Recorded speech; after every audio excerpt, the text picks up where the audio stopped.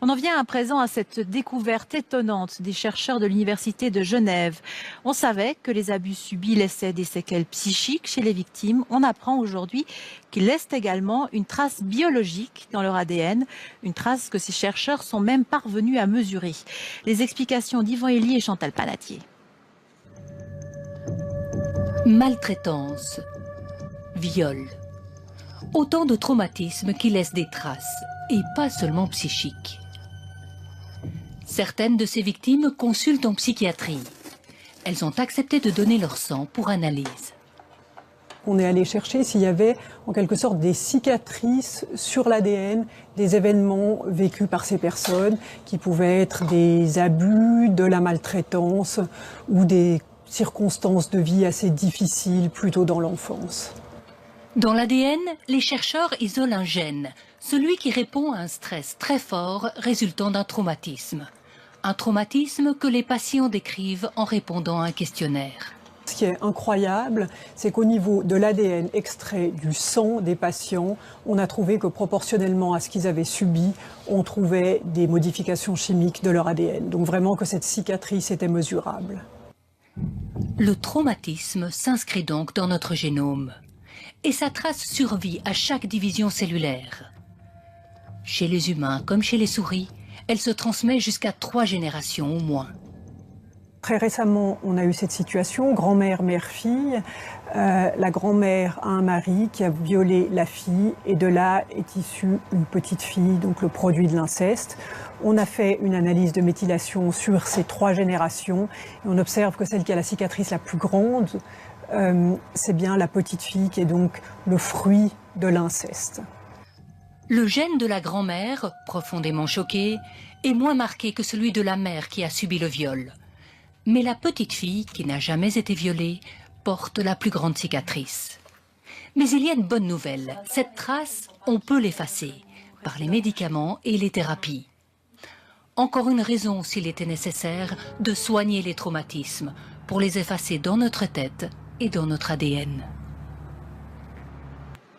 Nora Knauer, bonsoir. Bonsoir. Vous êtes pédopsychiatre. Qu'est-ce que cette découverte change pour la praticienne que vous êtes?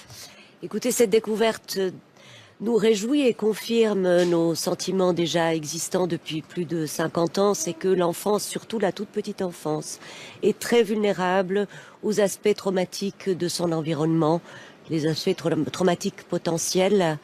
Et mettons déjà les psychanalystes d'enfants, les premiers chercheurs aussi des enfants de la guerre, ont remarqué que plus l'enfant est jeune et a été profondément traumatisé, plus dans son comportement, dans sa vie ultérieure et dans son développement, il peut en garder des traces. Alors des traces identifiables, mais réversibles, on l'a dit. Est-ce que cette guérison, c'est quelque chose que vous constatez, vous, dans la pratique ?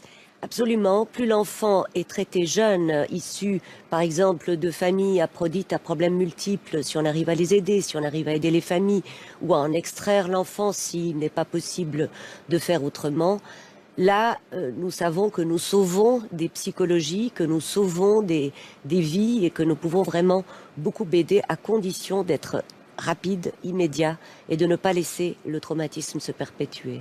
On a parlé de situations comme les viols. Qu'en est-il des guerres, par exemple? Est-ce que du côté des victimes civiles comme des soldats, il faut s'attendre à des générations de personnes borderline, comme on dit?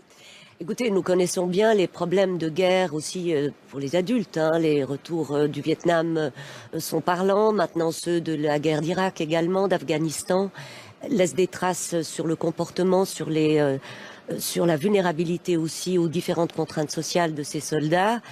L'enfant des guerres a été passablement étudié, notamment dans la guerre du Liban, et on sait que ces enfants nécessitent des soins particuliers et surtout de ne pas se retrouver dans des situations traumatiques parce que on vit aussi le second traumatisme comme beaucoup plus inquiétant si on en a subi un auparavant.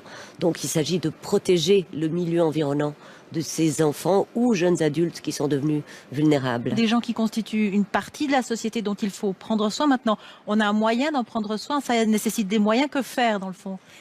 Être conscient que la psychiatrie de l'enfant, la psychiatrie du jeune adulte, de l'adulte et de la personne âgée est une branche de la médecine essentielle à défendre parce que pour finir, qu'est-ce qui rend heureux ? c'est notre psychologie. Qu'est-ce qui nous rend malheureux? C'est également notre psychologie, et que la psychologie est vraiment au centre de l'être humain et même au centre de sa biologie et de son propre corps. Et ça, c'est une découverte quand même très étonnante et très rassurante d'un certain côté. Merci beaucoup, Dora Knauer. Je vous en prie.